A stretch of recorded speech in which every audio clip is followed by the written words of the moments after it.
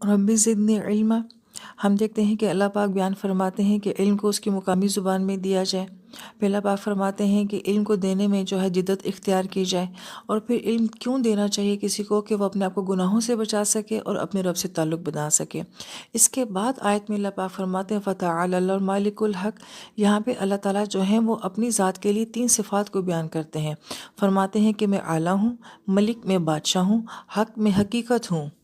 اب یہاں پر بہت ہی غور طلب بات یہ ہے کہ موضوع تو علم کا چل رہا ہے، اور اللہ پاک نے اپنی جن 3 صفات کا تعارف کروایا ہے ان میں سے کسی کا تعلق بھی جو ہے وہ علم کے ساتھ نہیں ہے،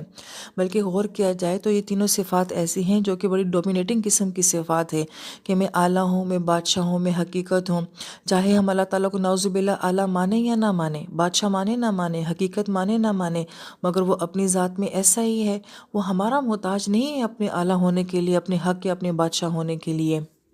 تو اصل میں سوچنے والی بات تو یہی ہے کہ پھر ان صفات کا ذکر یہاں پہ علم کے موضوع میں کیوں ہے؟ تو مفسرین کرام یہ فرماتے ہیں، ہم دیکھتے ہیں قرآن پاک میں اللہ پاک بار بار جو ہے وہ قرآن کو پڑھنے کی ترغیب دیتے ہیں، غور و فکر کرنے کی ترغیب دیتے ہیں، اس کو بطور نصیحت لینے کی ترغیب دیتے ہیں۔ تو کوئی انسان یہ سوچے کہ آخر اللہ تعالیٰ کیوں بار بار ہمیں اپنا علم پیش کر رہے ہیں، اور بندہ آگے سے یہ کہتا ہے میرے پاس وقت نہیں ہے، فرصت نہیں ہے، میری اور مصروفیات ہیں،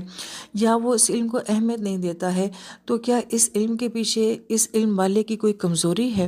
تو اللہ پاک ان 3 صفات کو بیان کر کے فرما رہے ہیں جو ہم تمہیں اتنی علم کی ترغیب دیتے ہیں، قرآن کی محبت کی ترغیب دیتے ہیں، اس کے پیچھے ہماری کوئی کمزوری یا بے بسی نہیں ہے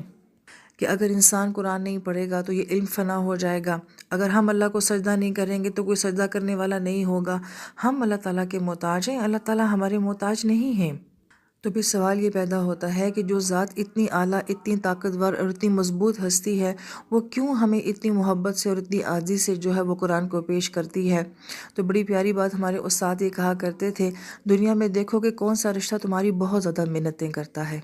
ماں باپ ہوتے ہیں جو ہماری منتیں کرتے ہیں، یہ کھا لو، یہ پی لو، یہ پڑھ لو، یہ سب کچھ کر لو، اور یہ بھی عین ممکن ہے کہ ہم اپنے ماں باپ کو شاید کچھ بھی ریٹرن نہ کریں، مگر وہ بے لوث ہو کے ہمیں یہ ساری باتیں کہہ رہے ہوتے ہیں۔